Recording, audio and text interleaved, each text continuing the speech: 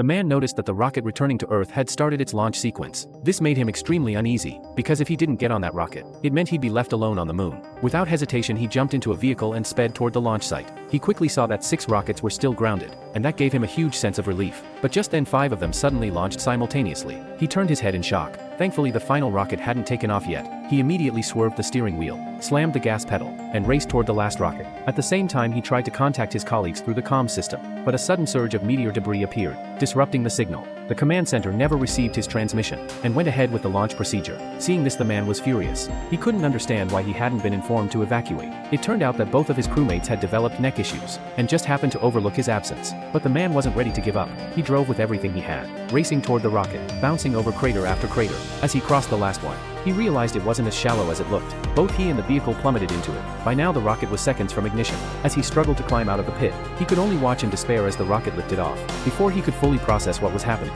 a shower of meteor fragments began slamming into the moon's surface. Only then did he understand why his teammates had made such a hasty escape. But there was no time to think. He darted and dodged with light agile steps, trying to avoid the falling meteors. Still, one blast wave from a meteor strike sent him flying, determined to survive. He sprinted toward a distant crater for cover, but just as he was about to reach it, a meteor struck the ground directly beneath him. The force of the impact knocked him unconscious. Above him, a massive meteor tore through the sky, hurtling toward Earth with apocalyptic force.